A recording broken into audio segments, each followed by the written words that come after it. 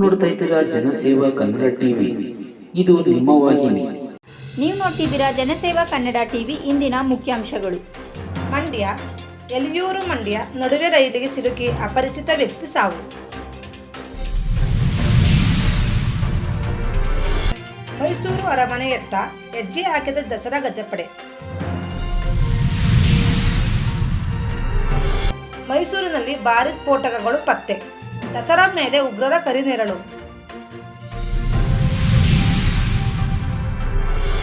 ಮಂಡ್ಯದಲ್ಲಿ ಮೈಸೂಗರ್ ವಿರುದ್ಧ ಅಪಪ್ರಚಾರ ಖಂಡಿಸಿ ಕಾಂಗ್ರೆಸ್ ಪ್ರತಿಭಟನೆ. ಮೈಸೂರು ಮತ್ತು ಕೊಡಗು ಗಡಿ ಭಾಗದಲ್ಲಿ ಭೂಕಂಪನದ ಅನುಭವ. ಮುದಗಲ್ ಪಟ್ಟಣದಲ್ಲಿ ಜೋಡಿ ಕೊಲೆ, ಎಸ್ಪಿ ರವರ ಭೇಟಿ ಮತ್ತು ಪರಿಶೀಲನೆ. ಮಳವಳ್ಳಿ ದುಗ್ಗನಹಳ್ಳಿ ಡೈರಿಯ ಅಧ್ಯಕ್ಷರಾಗಿ ರಾಜುರವರು ಅವಿರೋಧವಾಗಿ ಆಯ್ಕೆ. ಪತ್ರಕರ್ತರನ್ನು ಉಳಿಸಿಕೊಳ್ಳುವ ಜವಾಬ್ದಾರಿ ಸಮಾಜದ ಮೇಲಿದೆ, ಸಿ.ಕೆ. ಮಹೇಂದ್ರರವರ ಹೇಳಿಕೆ. ಮಂಡ್ಯದಲ್ಲಿ ರೆಬೆಲ್ ಕಪ್ ರಾಜ್ಯ ಮಟ್ಟದ ನೃತ್ಯ ಸ್ಪರ್ಧೆ, ಜಿಲ್ಲಾ ಘಟಕದ ಅಧ್ಯಕ್ಷರಾದ ಮಂಜುನಾಥ್ ರವರು ತಿಳಿಸಿದರು.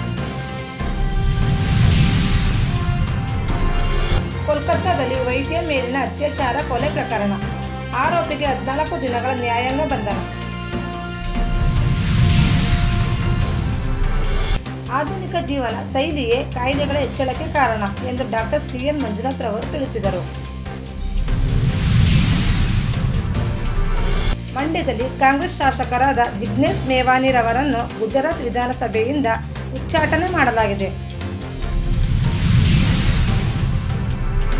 ಡಾಕ್ಟರ್ ರಾಜ್ಕುಮಾರ್ ರವರ ಚಲನಚಿತ್ರಗಳು ಉತ್ತಮ ಸಂದೇಶ ನೀಡುವಂತಿವೆ.